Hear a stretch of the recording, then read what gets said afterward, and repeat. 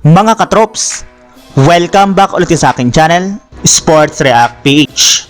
At ngayon nga ay pag-uusapan natin ang balitang mismo si Draymond Green na nga po nag-request na gumawa ng trade ang Golden State Warriors.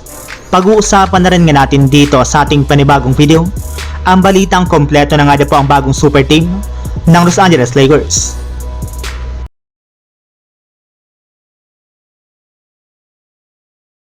Mismong si Stephen Curry na nga po mga katrops ang nagsabi sa kanyang interview sa harap ng media na bagamat man nga po hindi maganda ang kalagayan ngayon ng Golden State Warriors sa standings ng Western Conference, ay malaki pa rin nga po ang kanyang paniniwala na kaya nilang talunin ang lahat ng mga team sa playoffs kung sakali mang makapasok sila dito. Kahit man nga po paulit-ulit silang nagkakaroon ng mga nakakahiyang pagkatalo sa regular season, ay mataas pa rin nga po ang confidence ngayon ng kanilang buong team. Since meron na rin naman nga po silang sapat na experience paano manalo sa postseason at sa mga crucial games.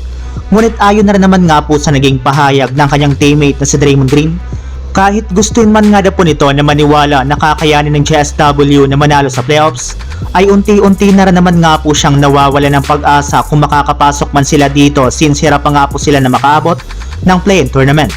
Kaya matapang na nga po nitong sinabi na kung hindi pa nga po gagawa ng move o malaking trade ang Warriors sa mga susunod na linggo, ay malaki na nga po ang posibilidad na mag back-to-back no playoffs ang kanilang team na siyang ayaw rin naman nga po mangyari ng kanilang buong organisasyon.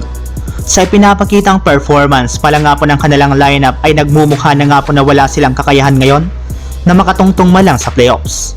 Samantala, punta naman tayo sa ating sunod na pag-uusapan sa balitang kompleto na nga po ang bagong super team ng Los Angeles Lakers.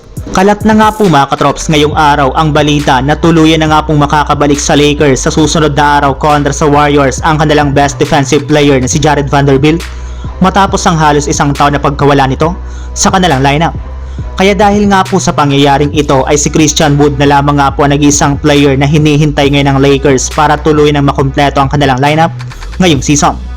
Pero kahit man nga po sunod-sunod na ang magagandang nangyayari ngayon sa Lakers, ay hindi pa rin nga po kontento sina Anthony Davis at LeBron James sa pagpapalakas ng kanilang lineup dahil balak pa nga po nila na gumawa ngayon ng isa na namang panibagong super team.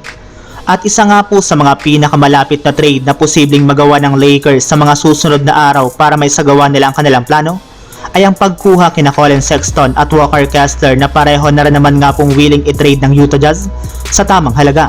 Kaya naniniwala na nga pong ilang mga NBA analyst, especially si Kendrick Perkins, na ito na nga pong huling susi na hinihintay ngayon ng Lakers para maayos na nga po sila makapag-compete sa pagkuha ng kampiyonato. So yun lang mga katrops, ang handog kong story ngayong araw. Sana nag-enjoy kayo, please like and subscribe my YouTube channel, Sports React PH, para sa iba pang story at update patungkol sa NBA. Kita-kits muli sa ating susunod na video.